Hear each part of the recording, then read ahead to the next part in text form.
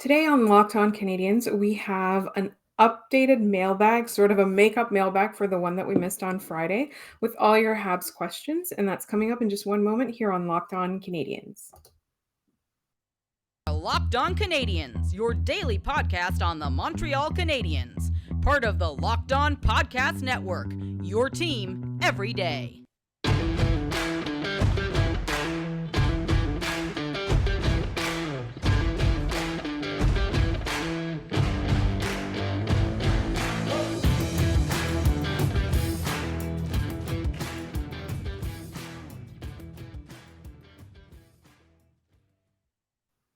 Hi there, everyone, and welcome to episode 754 of Locked On Canadiens. And we thank you for making us your first listen of the day. As you know, we're free and available wherever you get your podcasts, as well as on YouTube.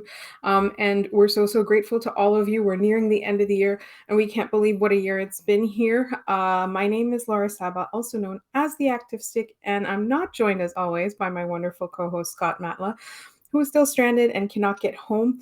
But I'm very hopeful that for the next episode, he will be with us. And a quick programming note on that, there's a strong likelihood that there will not be a Thursday episode this week, but we will have not a bonus, a supersized, I guess, Friday episode, in which we're going to do a year in review, and we're going to talk about our favorite moments, the biggest moments from the year that was in Montreal Canadiens land. I mean, hiring Martin St. Louis, winning the draft lottery, all of that stuff. So we're going to talk about the year in review a little bit and talk about where we're going as a fan base, as a community, and where the team is going. That's all coming up on the Friday episode, and I need your help for that. We both need your help. We want you to send us your biggest moments of the year, as long as it happened in the calendar year 2022. What was your favorite Habs moment? Whether it was on the ice, whether it was off the ice, whether it was something personal to you. Maybe you got to go to the game for the first time, a Habs game for the first time. Maybe you met a player. Anything that was significant to you over the course of 2022, we want to hear about it. And please send that to us before Thursday or before Thursday evening. You can send it to us on Twitter at LO_Canadiens. You can also DM us on Twitter. You can email us at lockedoncanadiens@gmail.com. You can also leave them in the YouTube comments under this episode. I'll look under this episode and compile all of your moments, because we really want to hear your feelings for the end of this year. And today's episode is going to be a little bit short. This is a makeup mailbag from the one that I missed on Friday. And I'm going to start real quick with a fairly simple question. Johnny S., who's a longtime listener, and I will never forget Johnny S. Donations to one of the charitable causes that we had championed a couple of years ago. And the mailbag question for this week is, from Johnny is, how has Nicholas Beaudin fared so far with the Rocket? Now, as we know, Nicolas is at the Spengler Cup. But before that, I actually got Scott to answer the question because I didn't want to say anything incorrect. I wanted to be accurate. And here is what Scott said. So he's not hosting or co-hosting today, but he's still very present for this mailbag. And the question is, he's been doing really well stepping up with Barron out injured, and the team will miss him at the Spengler Cup. He's been really good at setting up teammates and collecting assists with a fairly good regularity. So that's a positive. It's very happy to hear that, obviously. I'm not the Rocket expert, but my co-host is one, and so he's talking about that. And since he brought up Justin Barron, who had been out injured, I know one of our listeners, Rick B, really disagrees with us on this, but we feel on this podcast that Justin Barron has worked really hard in Laval and has done enough to kind of bring himself into a position to be called up, which the Canadiens finally did. I honestly have been not positively surprised by him, but more negatively surprised by him. When the Habs traded Lehkonen for him, I thought that, there was a lot more promise. I know that the Colorado system right now, like the prospects are all graduated, and now they're part of that team, that powerhouse team, which, obviously they're out injured, but the Stanley Cup winning team, right? Like they had the patience, they had the development, and all of that. And so Justin Barron didn't make that team. He was in the AHL, but their prospect cupboard now is looking a little bit more light than usual. And so, if he was one of the best out of them, which I don't really believe, but anyway, at the time it was like, oh, he's one of the best that the Avs had to offer, and he's a great defensive prospect. His first couple of games in Montreal were great, and then he got injured. And then it was I think he never really came back from that. And then, in Laval, he was playing Rick again. It was good. He was playing fine. He wasn't doing anything to distinguish himself or earn a spot in the NHL lineup, but he was fine. And then when he came back, he's been playing well. Like he's been doing well. So, I think he's kind of earned a call up. The one thing that I'm a little bit concerned about, and I hope you listen to this before the game because I don't know what's going to happen at the game tonight against Tampa, but the lines that they were practicing with, they still kind of had the Doc Suzuki Caulfield line broken up. And I think that they're trying to use Doc to get other people going.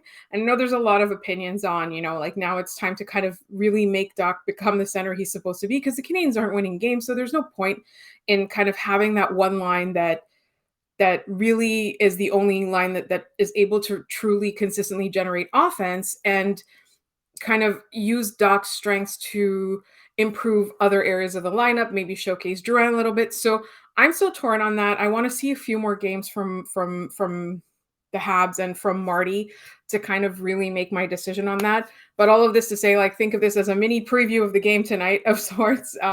And I'm really, really hoping that we see some positive signs. I think the last couple of games have been quite disappointing. And speaking of disappointing, the tank is obviously back on.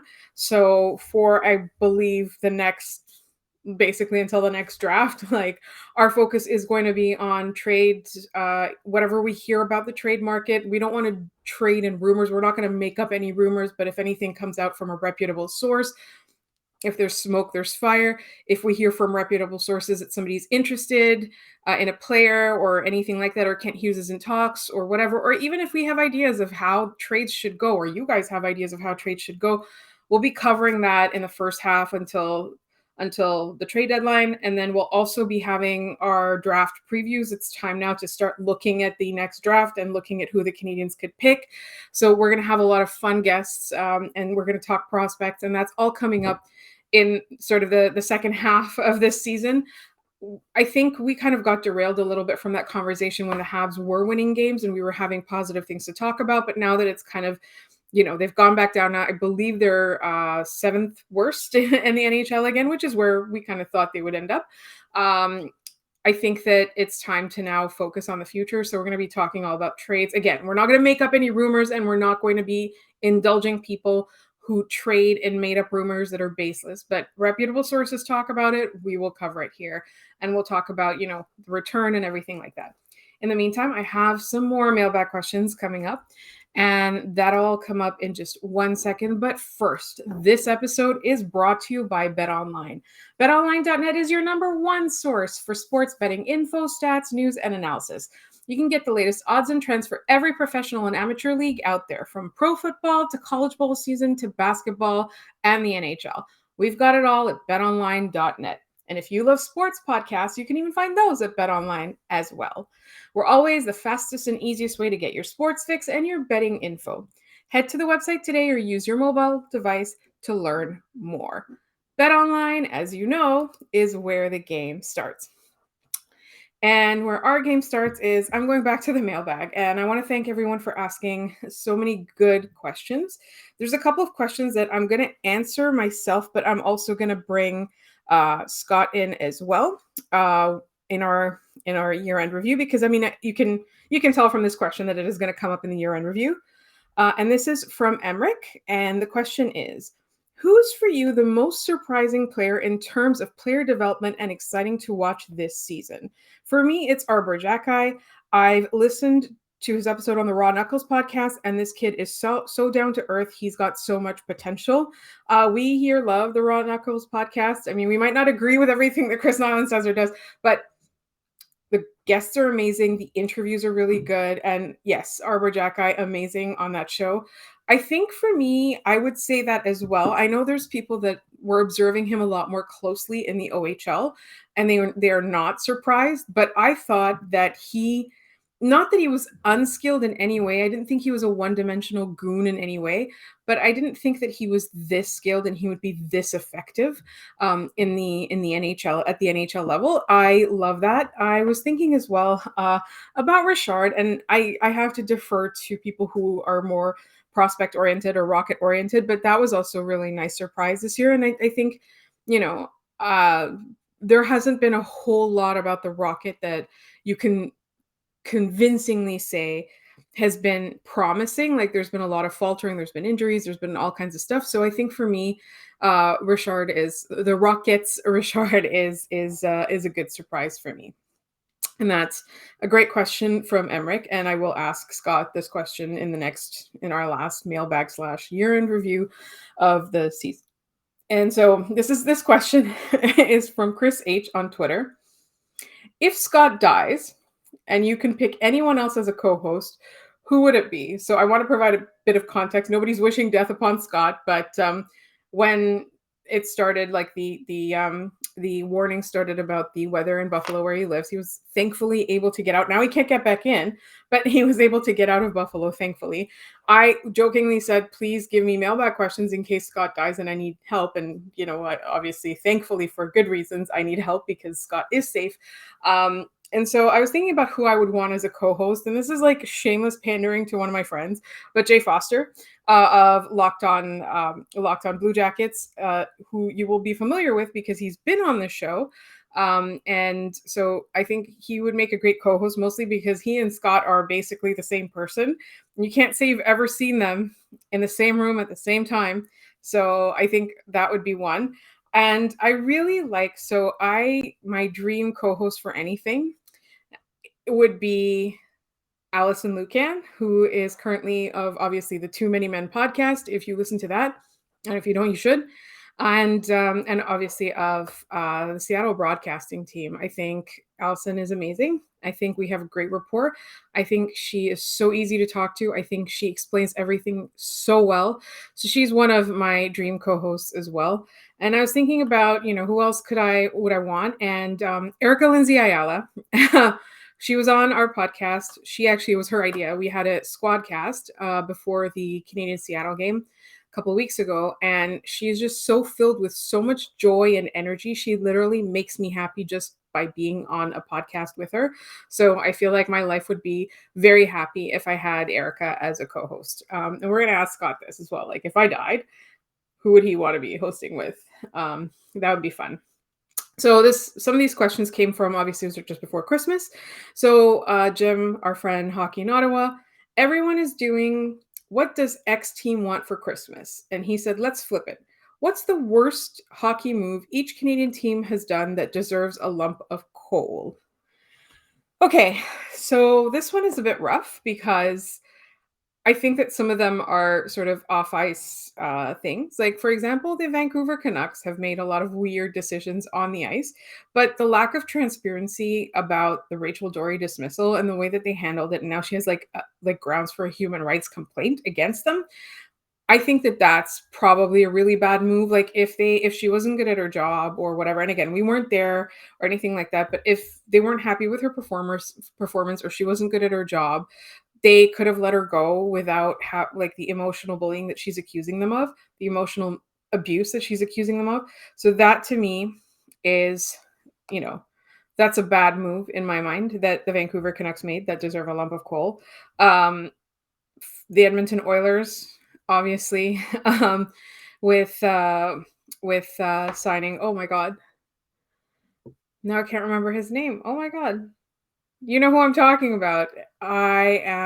This is why I need a co-host. This is why I need Scott right now. San Jose Shark, disgraced player. It's not coming to you. I'm literally looking up the Edmonton Oilers roster right now because I am on the spot, and I'm not going to edit this out either. I'm on the spot right now, and I want you all to see that I am not overly perfectionist about the way that I do it. Oh my God. What is his name?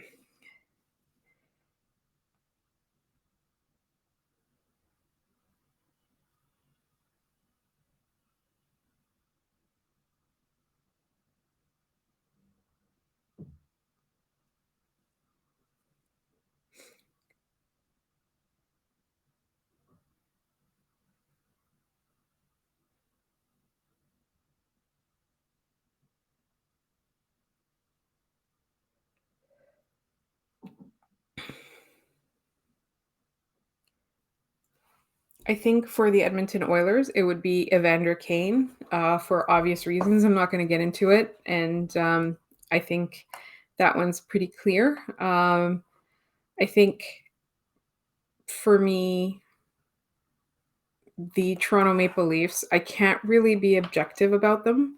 So I'm just going to go ahead and say existing is a thing that they did that deserves a lump of coal. The Ottawa Senators, with their lack of transparency about the Fomenton issue, again, we don't know, but we can't accuse without knowing. I think people are given the presumption of innocence until proven guilty, but their lack of transparency about it just made the situation seem worse and kind of seemed to solidify that there was something wrong behind the scenes, or that they knew of wrongdoing. So I think that to me is a big one. And if you notice, like, a theme of all of these is like the lack of transparency, because I think that sometimes you can make a questionable decision and you can have justified reasoning behind it, but I think that you have to be able to at least explain to your fans, your audience, people that pay you for your product. You have to be able to explain to them in a transparent way why you're doing what you're doing. With the Montreal Canadiens, I think that this season has been, or this year has been, a year of repairing and rebuilding past mistakes. So I'm going to give them a pass, not because I'm a homer, but because I genuinely look at like the things that they've done and it's like, oh, well, their power play sucks and they need to make better decisions on that. I think that's one of them. Who am I missing? I did Edmonton, Vancouver. I did Ottawa, Toronto. I think I'm missing Calgary, and they continue to employ Milan Lucic. So that's going to be my answer um, for the Calgary Flames and Winnipeg. Right. Well, Winnipeg has the coward Mark Scheifele on it, and until he's gone, there seems to be dysfunction in that locker room still. There's some weird stuff going on there, but that is going to be, just the existence of Mark Scheifele, employing Mark Scheifele, the coward Mark Scheifele, is going to be the lump of coal for the Winnipeg Jets. So I've got a couple more questions coming up. There was a question about ranking the defensemen in the system, and that was on a YouTube question. I think I'm going to defer that to Scott, not necessarily because I want him to take the heat for the answer, but I just want to see if we're both on the same page. I think maybe we'll ask the question and then kind of write down before the show, we'll write down like our rankings of the defensemen in the Canadian system, and then we'll surprise each other on the show with the answer to the question. In the meantime, there's still some mailbag questions coming up. I'm not done yet, and all of that is coming up in just one moment here on Locked On Canadiens.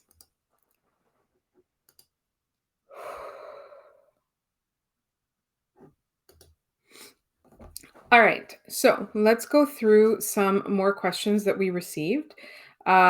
We've got our friend Kristen. Hi. Which Canadians have made the naughty list this year? And you can interpret this however you'd like.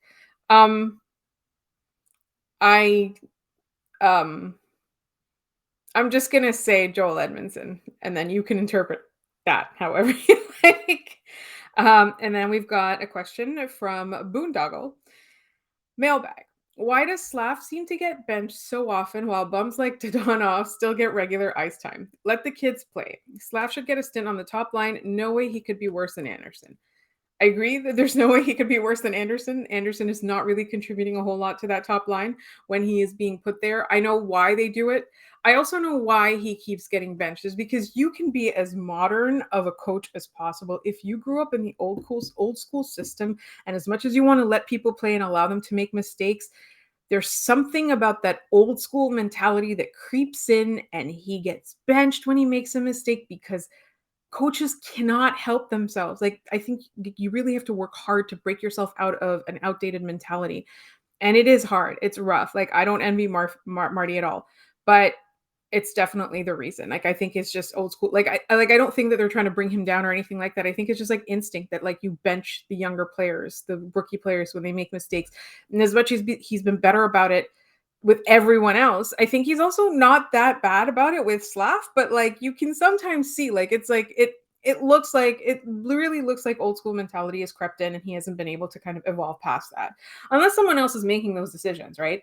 Unless it's not Marty. Another question, same listener. What does Dadonov even do for this team? He sure doesn't seem to do anything on the ice other than leave Makar wide open. Is he even worth a fifth round pick at this point? Anything in his play that will make you think he will improve his play? I think that he can improve his play. And I think the issue is that most of this team is being misused and there's a lack of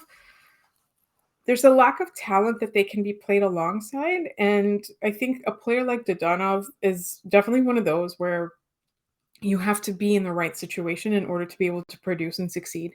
So for me, that's the reason that he's not producing. And I think if the Canadians can sort of pair him with somebody that will bring the best out of him, I think you can get more than a fifth round pick. You could probably get a fourth for him. I don't think it's the end of the world. I didn't understand why they made that trade other than to just kind of get rid of the Shea Weber question from Montreal. Like I don't, like there didn't seem to be like an on ice reason for that. It was more just like an organizational need more than anything else. So I think that's gonna be sort of it remains to be seen. Like I think he needs to pick up his play in order to be a trade target, but I still have faith that Kent Hughes will be able to sell him. And then finally, there's another question again from Boondoggle. Mailbag. Did you read the Horvat trade proposal for the Habs by Ryan Dixon of Sportsnet? He proposed the Habs give up Savard, Struble, Beck, the Florida first this year, and a third next year. I don't think that's a good idea. I think Horvat is a fantastic player. I think that if you are a team that is looking for one or two pieces because you're ready to contend, Bo Horvat is the kind of guy you go after. But as a rebuilding team, those are too many assets to give up at the moment. Like, and it's just like Beck and the Florida first. Like, have you seen the market? Like, that's not, as great as Bo Horvat is. Again, no, like literally no. Like I'm not going to repeat the other stuff that was said, but I think you can guess what we're thinking here. It's like this is like it's extremely out there. I think Bo Horvat is worth looking for and inquiring about 100%. If you're a team that's ready to go for it, you're ready to make the playoffs and start making noise, you call. But you don't give up a whole bunch of assets when you need assets. Like if you take away Savard, not a big loss. Struble, we still don't know how Jaden Struble is going to end up, right? He's still in the NCAA. Owen Beck, the Florida first, and a third next year. What are you left with? You're basically like taking half your prospect cupboard away. Well, not half, but you know what I mean. It's way too much to give up. It's insane. So then our friend Jeffers, can we see Heineman or someone else as the next Lehkonen? I cannot right now in our prospect pool, but I'm looking at their prospect pool. I'm like, I don't know who's going to be that guy, but I think that it's going to be a good idea to have this topic when we start inviting our draft guests on in the new year, because we're going to have a lot of people who do draft analysis and prospect review, some of whom you love already, some of whom might be new to you. And we will ask about Emil Heineman, but also like, is there somebody in the Habs system or somebody that's going to be available in the draft coming up that could be a Lehkonen type player? So our friend Casey Lee asks, pretend you have to give a Habs player a gift for Christmas. Which player would you want and what would you give them? I think the easiest person to shop for would be Cole Caulfield, because he just seemed like a guy that's so full of joy that he would just love anything you give him. Any present, he'll be like so appreciative of the thought. So Cole Caulfield is the guy that I choose. Our friend Blaine Potvin, who's been on the show, hi, come back, please, from the Habs Unfiltered podcast, obviously. If you can watch any sporting event, past or present, what would it be and why? I think for me, I would have liked to have been at the 2010 Olympic gold medal winning game, either the men's hockey or the women's hockey. I think maybe both. I think that would have been a good time. But something that I would like to experience in my lifetime is a World Cup final. Obviously, would not have done this year for very many obvious reasons, but I would really love to experience that in my lifetime. Just any World Cup final, I want to see that in football, soccer, whatever. A draft scenario from our friend Robert Rice of Habs Eyes on the Prize, or a fellow alum. Draft scenario. Montreal holds the 6th overall pick, and because of the war, the suspended transfer agreement, and his KHL contract lasting until 2026, Michkov is still on the board on draft day. Do you believe Hughes and Gorton would roll the dice for this player? So prior to the last draft, that they said that these kinds of considerations would not necessarily affect their their their decision making, but I think that he's good enough that they'd probably take a chance, but they probably need some reassurances from him, right? I don't know how the contact is with players and their agents right now, players in Russia, players who are playing for the KHL, but I think he's so good that you at least pause and like really do a thorough analysis of whether or not you're going to be able to bring him to North America, because if you can do that, what an amazing player are you getting? I personally, as somebody who definitely errs on the safer side of things, I don't.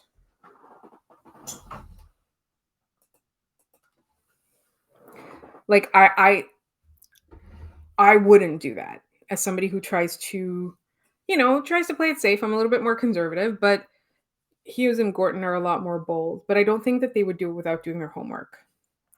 Our friend Goalie Droid. I usually do money is no object questions this time. But this time, what holiday gifts do you give your favorite Habs with a $20 max per person? So he's not my favorite Hab, but I think the easiest answer to this question, an under $20 gift for somebody, is Brendan Gallagher. You go to the drugstore and you get him a separate body wash, shampoo, and conditioner instead of the 3-in-1 he's likely using, or potentially even dish soap. I don't know what he's using, but that is the easiest one to shop for. I think somebody like, for example, Nick Suzuki and his lovely girlfriend, they have an amazing cat, so you can pick up a bunch of cat toys for under 20 bucks. That's great. I think I would say that Josh Anderson seems to be the kind of guy who would enjoy a nice bottle of wine and also be excited that you found it at a reasonable price. So that's definitely one that's up there. And surprisingly, I do feel that Jake Allen is probably a guy who really loves books. So I could get him probably a really good book, maybe a historical like autobiography or something like that, or memoirs or something like that's the kind of thing that I feel like he would be into. So those are some ideas that for gifts for the guests. And then we've got a couple more questions that I don't want to tackle without Scott. One of them is obviously, as I said, ranking the defensemen, and then the other one is trading Jordan Harris to Los Angeles for Brant Clark. So we're going to tackle that question in our next episode. And if I missed any questions, please yell at me to make sure that I answer them. I know there was a comment from Tyler L on YouTube that I haven't brought up, then that's also coming in the next episode as well. In the meantime, I thank you all for listening and bearing with me again by myself trying to do a mailbag, and a pretty short one at that. And remember to send us your mailbag questions and also your favorite moments of the year. We're going to be recording this on Thursday night, so please send them to LO_Canadiens at Twitter, or you can DM them. And you can also send them to us by email, lockedoncanadiens@gmail.com. You can also leave them in the YouTube comments to this episode. I will bring them up. Some of you have emailed us already. I'm very excited about that. So moments of the year, mailbag questions. Let me know if I missed any of your mailbag questions, and that's all coming up in our next episode. Thank you so much for listening. We will talk to you probably Friday. If we can talk to you on Thursday, we will, but if not, it's going to be Friday. Thank you.